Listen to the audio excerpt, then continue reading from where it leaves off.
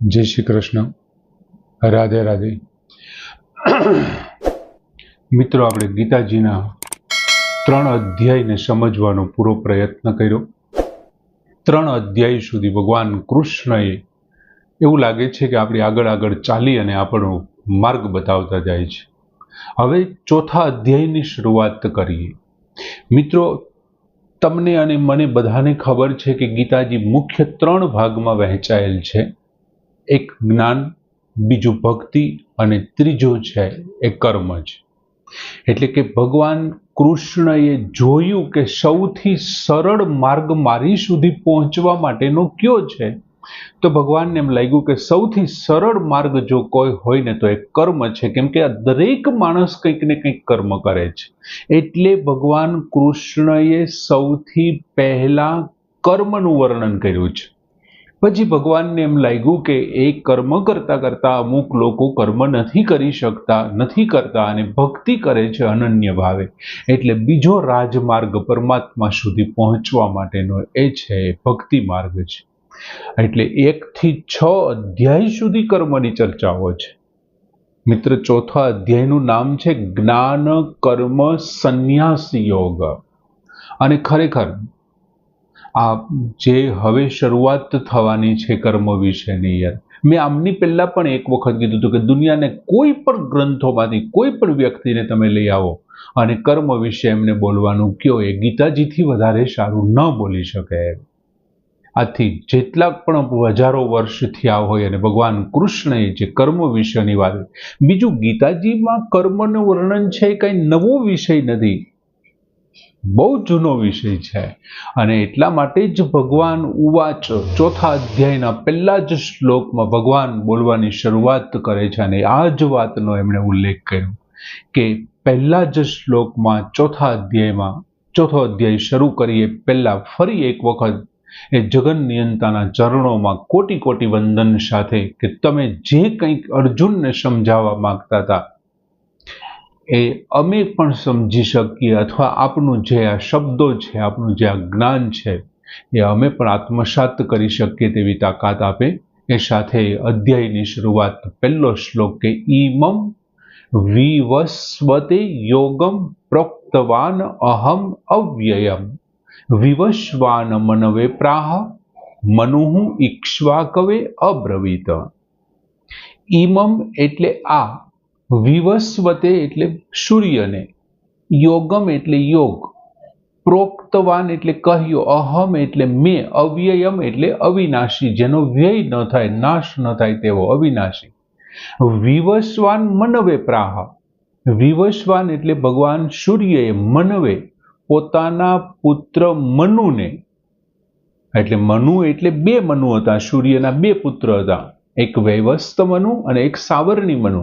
એમાં વૈવસ્ત મનુ ખૂબ બુદ્ધિશાળી, ખૂબ જ્ઞાની, મનવે પ્રાહ મનુને કહ્યો, વિવસ્વાન મનવે પ્રાહ ભગવાન સૂર્ય એટલે કે સૂર્યએ મનવે પ્રાહ પોતાના પુત્ર મનુને, વૈવસ્વ મનુને કહ્યું, અને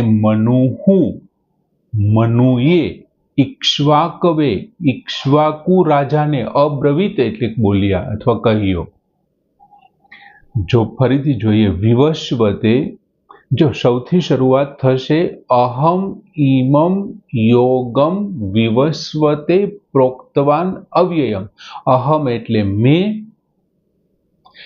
ઈમમ અવ્યયમ યોગમ આ અવિનાશી યોગને, વિવસ્વતે પ્રોક્તવાન સૂર્યને કહ્યો, મેં આ અવિનાશી યોગને સૂર્યને કહ્યો। વિવસ્વાન મનવે પ્રાહ, વિવસ્વાન એટલે કે સૂર્યએ પોતાના પુત્ર મનુને કહ્યો, મનુઃ ઈક્ષ્વાકવે અબ્રવીત, અને મનુએ આ યોગ છે કોને કીધો, ઈક્ષ્વાકુ રાજાને કહ્યું। હવે જો મિત્રો અહીંયા 3 જણાના નામ ભગવાને દીધા, શ્રી ભગવાન વાચ, શ્રી ભગવાન બોલ્યા, 3 જણાની વાત કરી કે મેં 3નો ઉલ્લેખ કર્યો અને પોતાની વાતનો ઉલ્લેખ હું શબ્દથી, અહમ શબ્દથી કર્યો। મેં આ કોને કીધું, તો કે સૂર્યને કીધું। સૂર્યએ કોને કીધું, મનુને કીધું, વૈવસ્ત મનુ। સૂર્યના સંતાનો તો એ સિવાય હતા, પણ 2 તો મનુ જ હતા એમ। તમે જાણો છો કે સૂર્યના રન્ના દેવી રાંદલ માતાએ સૂર્યના તેજને સહન ન થતા પોતાના મેલમાંથી એક પ્રતિકૃતિ ત્યાં મૂકી દીધી અને એમની સાથે શરત રાખી, જ્યાં સુધી તને વાળ પકડીને ખેંચીને મારે નહીં ત્યાં સુધી તારે આ હકીકત જણાવવાની નથી, અને પોતે પૃથ્વી ઉપર વિહાર કરવા માટે આવી જાય છે. આ વાતની ખબર યમને પડે છે. એ તો ગુસ્સાવાળો ક્રોધી સ્વભાવનો, જો કે આમને પણ ખબર પડે છે વૈવસ્વ મનુને, પણ એ ખૂબ શાંત જ્ઞાની હતો એટલે કાંઈ નથી. અને એક વખત માતાને પગનો પ્રહાર કરે છે અને યમ છે એ સૂર્યને ફરિયાદ કરે છે કે ભાઈ મારી માં ન હોઈ શકે, છોરું કછોરું થાય કે માવતર કમાવતર થોડા થાય, કેવો આવો શ્રાપ આપ્યો મને એણે. ભગવાન સૂર્યને પણ એવું લાગ્યું અને પછી ભગવાન સૂર્યને હકીકતની ખબર પડે છે, પણ એમનાથી જે બાળક થયું ને આ મનુ જેવો જ હતો, સાવર્ણી એટલે એના જ જેવા વર્ણવાળો હતો, એટલા માટે એનું નામ પણ મનુ છે. આ વ્યવસ્થ મનુ એટલે સાવર્ણી મનુ એવું મત્સ્ય પુરાણમાં મેં વાંચેલું છે. હવે બીજું, ભગવાન સૂર્યએ મનુને કીધું, મનુએ ઈક્ષ્વાકુને. હવે તમે જુઓ આ કેવા વાળા ભગવાન કૃષ્ણ છે અને આ જે સાંભળવા વાળા ઉપદેશ લેવા વાળા છે એ કોણ છે? સૂર્ય, મનુ અને ઈક્ષ્વાકુ. તો સૂર્ય ભગવાન પોતે ગૃહસ્થી, મનુ પોતે ગૃહસ્થી અને ઈક્ષ્વાકુ રાજા પણ ગૃહસ્થી. અને કેવા વાળા ભગવાન કૃષ્ણ ત્યારે કયા રૂપમાં હતા એ ખબર નહીં, બાકી અત્યારે કૃષ્ણ છે એ કેવા છે? ગૃહસ્થી છે. ત્યારે કયા રૂપમાં એમણે ભગવાન સૂર્યને સંદેશો આપ્યો એ ખબર નથી. એટલે ભગવાન કેવા શું માગે છે કે આ હું તને જે કર્મયોગ સમજાવું છું ને ગૃહસ્થી માટે શ્રેષ્ઠ છે. તારી પેલાના સૂર્ય, મનુ અને ઈક્ષ્વાકુ નામના ગૃહસ્થીઓએ આ કામ કર્યું છે. તુંય ગૃહસ્થી છો અને મારા ભાઈ તું ગૃહસ્થી છોડી અને એવું કહે છો કે હું ભિક્ષાવૃત્તિ કરવા નીકળી જાઉં, સંન્યાસ્ત્રમાં જવાનું છે. બીજું મિત્રો, કર્મની એટલી બધી ચર્ચાઓ આપણે થઈ છે, નિષ્કામ કર્મની એની કર્મયોગની ચર્ચાઓ પુરાણો અને ઉપનિષદોમાં પુષ્કળ પ્રમાણમાં કર્મોની ચર્ચા થઈ છે, પણ જે પ્રમાણે કર્મની ચર્ચા ભગવાન કૃષ્ણએ ગીતાજીના 6 અધ્યાયમાં જે કર્યું, એમાં બીજા અધ્યાયથી 6થા અધ્યાયના અંત સુધી જે ચર્ચા કરી છે ને એ સાંગોપાંગ વર્ણન છે. સાંગોપાંગ વર્ણન, કોઈ વસ્તુ ઘટે નહીં. બીજું, ભગવાન કૃષ્ણએ કર્મયોગને સમજાવવા માટે નોખા જે અર્જુન સાથેના ઉદાહરણો, વાતો અને એમની જે ચર્ચાઓ કરી છે, ક્યાંય ખીલ્લી ન ખૂતાડી શકે, વિદ્વાનો પણ એમાં ક્યાંય ભૂલો ન કાઢી શકે. આટલું સારી વાત છે. બીજું, એમાં એક શબ્દ વાપરો, આ યોગ કેવો છે? અવ્યયમ છે. અવ્યયમ એટલે અવિનાશી, ક્યારેય નાશ ન થાય તેવો. વ્યય એટલે ખર્ચ કરવો, ફેરફાર થવો. અવ્યયમ જેમાં કોઈ ફેરફાર ન થાય, ખર્ચ ન થાય, બદલે નહીં તેવો. અવિનાશી જે નાશ ન પામે તેવો.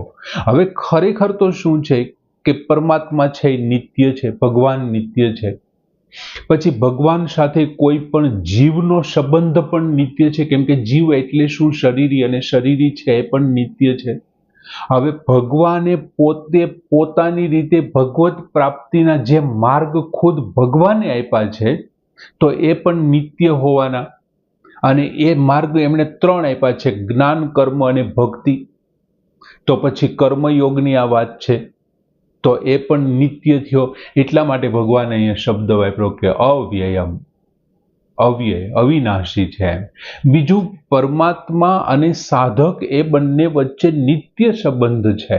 એમને કાંઈ સંબંધ સ્થાપિત કરવો જ નથી પડતો. કોઈ પતિવ્રતા સ્ત્રી છે એ એમના પતિની બનવા માટે એને કંઈ કરવું જ નથી પડતું, કેમ કે પતિવ્રતા છે તો એના પતિની જ છે, એમને કંઈ કરવું નથી પડતું. એ પછી ભલે ને રાવણના દરબારમાં હોય, કદાચ અશોક વાટિકામાં બેઠી હોય તો શું છે? એ રામની જ સીતા છે, કેમ કે પતિવ્રતા છે. સમજાય છે તમને?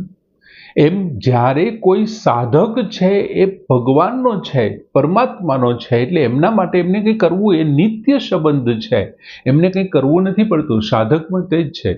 બીજું, આ શરીર છે, ઇન્દ્રિયો છે, મન છે, બુદ્ધિ છે, આ બધું જ ક્યાંથી આપણને મળ્યું છે? સંસારમાંથી મળ્યું છે ને એટલા માટે આપણે એને સંસારમાં લગાડી દેવાનું છે. જે કાંઈ એમનાથી કામ થાય બધું સંસારનું છે. એનાથી થશે શું? જેથી જે કાંઈ કર્મ થશે ને એ કોના માટે થશે? સંસાર માટે થશે. અને સાધક માટે થશે શું? તો કે કર્મ છે એ ક્યાં જતું રહ્યું? સંસારમાં જતું રહ્યું. તો પાછળ શું વધ્યું? તો કે કર્મના ફળ ન વધ્યા તો પાછળ પરમાત્મા વધ્યો, પરમ તત્વ વધ્યું, એની સાથે યોગ થઈ ગયો, તો એને નિત્ય યોગ કહેવાય. એ કોનાથી થયો? તો કે કર્મથી થયો, એટલા માટે એ કર્મયોગ થયો. સરળ વાત છે. સાધકે સૂર્યની જેમ સતત પ્રવૃત્તિ, સૂર્ય તમે જુઓ સતત કાયમીને માટે ટાઈમ ટુ ટાઈમ હોય છે એમ, અને આખા વિશ્વની અંદર વિહાર કરે છે, આખા બ્રહ્માંડમાં વિહાર કરે છે, એમ છતાં ક્યારેય કોઈનાથી નિર્લિપ્ત નથી રહેતો યાર, ક્યારેય કોઈનાથી લેપાતો નથી સૂર્ય યાર. આખા વિશ્વમાં દરેક વ્યક્તિઓને જ્ઞાન છે સૂર્ય આપે છે. સૂર્ય ઉગે છે ત્યારે આપણી સામે વસ્તુ પ્રકાશિત થાય છે ને આપણે જ્ઞાન મેળવીએ છીએ. એટલે ખરેખર સૂર્ય જગતનું નેત્ર છે. બીજું, સૂર્ય છે સૌથી આદિ છે અને સહુના આદિ છે ભગવાન સૂર્ય, અને સૂર્યને ભગવાને જ્ઞાન આપ્યું, ઉપદેશ આપ્યો, એટલે ભગવાન તો આદિ ગુરુ થયા, એમને ઉપદેશ આપ્યો એટલે. અને બીજું, દરેક વ્યક્તિએ સૂર્ય પાસેથી શીખવું જોઈએ કે આખા વિશ્વમાં ફરે છે, બધાને જુએ છે, બધાના કાર્યોને પ્રકાશિત કરે છે, છતાં એ નિર્લેપ છે. એમાં આપણે પણ દરેક કામ સૂર્યની જેમ એમાં નિર્લેપ રહેવું જોઈએ, એમાં લેપાવું ન જોઈએ, અનાસક્ત ભાવે કામ થયું. બીજું, આપણને પ્રશ્ન એ થાય કે સૂર્યને જ શું કામ પસંદ કર્યા? તો કે સૂર્ય સૌથી આદિ છે. સર્વપ્રથમ જ્યારે સૃષ્ટિની શરૂઆત થઈ ત્યારે સૂર્ય સૌથી આદિ છે, અને નિયમ એવો છે કે જે પહેલો હોય ને એને ઉપદેશ અપાય, જે પહેલો હોય એને ઉપદેશ અપાય. પહેલા વ્યક્તિને સૂચના આપવાની, તમારે આમ કરવાનું, આમ કરવાનું, આમ કરવાનું. બીજો વ્યક્તિ તો એનું અનુસરણ જ કરવાનો છે કે આમ કરવાનું છે. એટલે પહેલા વ્યક્તિને ઉપદેશ આપ્યો. સૂર્ય આદિ છે એટલે ભગવાને એમને ઉપદેશ આપ્યો છે. બીજું, બ્રહ્માજીએ જ્યારે સૃષ્ટિની શરૂઆત કરીને ત્યારે મનુષ્ય જાતિને ઉપદેશ આપ્યો, મનુષ્યને ઉપદેશ આપ્યો, દેવો અને મનુષ્ય અને બ્રહ્માએ ઉપદેશ આપ્યો. એમ સૂર્ય જગતનું નેત્ર છે, એમને કારણે બધા લોકો કર્મ કરે છે, અને જો સૂર્ય પોતે કર્મ કરતા હશે ને તો બીજા લોકો એના કર્મોને અનુસરશે, અનુસરણ કરશે. બીજું, ઘણી વખત તમારે કોકની પાસે બહુ સારું કામ કરાવવું હોય તો મહાન વ્યક્તિઓના તમારે નામ લેવા પડે. મહાન વ્યક્તિ, દાખલા તરીકે હું એમ કહું, કોઈ એમ કે ભાઈ યાર આ બહુ કાળા કલરનું થોડું પહેરાય, અને હું એમ કહું યાર કાળા કલર એટલે તું શું માને છે કાળા કલરનું?